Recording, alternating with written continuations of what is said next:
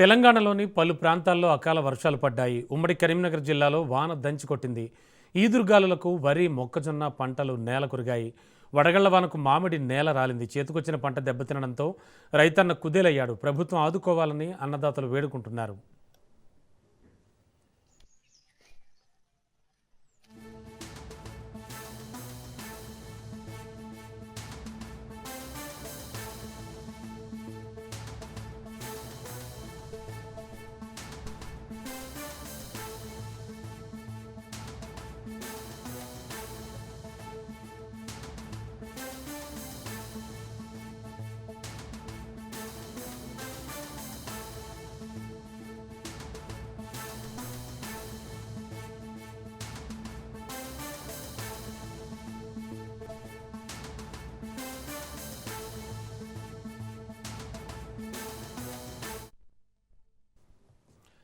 తెలంగాణలోని పలు ప్రాంతాల్లో అకాల వర్షాలు కురిశాయి. ఉమ్మడి కరీంనగర్ జిల్లాలో వాన దంచుకొట్టింది.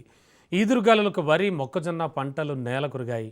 వడగళ్ల వానకు మామిడి నేల రాలింది. చేతికొచ్చిన పంట కాస్త దెబ్బతినడంతో రైతన్న కుదేలయ్యాడు. ప్రభుత్వం ఆదుకోవాలంటూ అన్నదాతలు వేడుకుంటున్నారు.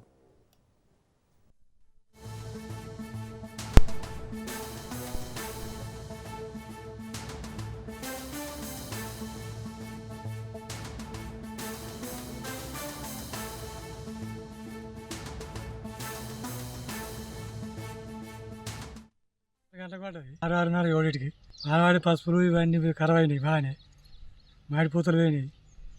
నీళ్ళు ఉన్నాయి, అవన్నీ గిరకియాల, అవంతా నేర్పాలా, అంత బాగా నుక్సాన్ అయింది. మేము పని చేసుకుని పని ఆన ఎక్క కొట్టింది, మాడిపూత అంతా ఈ పసుపు అంతా ఖరాబ్ అయింది. అంత మేము రైతులైనా అవుతుంది, బాగా నుక్సాన్ అయింది. అంత నేర్పాల చేయాలా. ఆన కొట్టింది, ఇంట్లోకి వెళ్ళి నీళ్ళు వెళ్ళి ఏం చేసు మరి. ఇది కొత్త గెలిగేరు అయితే గెలకించుకుంటా పోతాను వచ్చిన. ఆన కొట్టింది ఇప్పుడు చూస్తలేవు, ఇదేంటి ఇంట్లోకి వెళ్ళి ఇగో ఈ కొయ్యపోతే ఎట్లా మునుగుతుంది మళ్ళా అని కొత్త ఆరుతుంది. ఆన వచ్చిన ఆన కొట్టింది రాత్రి 7 8 అవుతుండొచ్చు. సావ చంపింది ఆన, సావ చంపింది. ఇంట్లోకి వెళ్ళి నీళ్ళు పోయినాయి. సప్పో చేసుకుని మక్క పెట్టేసుకున్నాం 6 ఎకరాలు. మరి గాడుపు మొత్తం పడిపోయింది. పీస్ అయ్యే మోపు, పాలు పోసే మోపు మొత్తం పడిపోయింది. 6 ఎకరాలు వేసిన పీస్కి వచ్చింది. ఇక మాకు నష్టం మీరే మాకు ఆధారంగా మొత్తం విరిగిపోయి పడిపోయినాయి. ఇంకొక వారం 10 రోజులు అయితే నాకు 15 రోజులలో నాకు చేతికి వస్తుండే. అంత పీసులు జొన్నితులలో పోసినాయి. ఇటు తినరాకుండా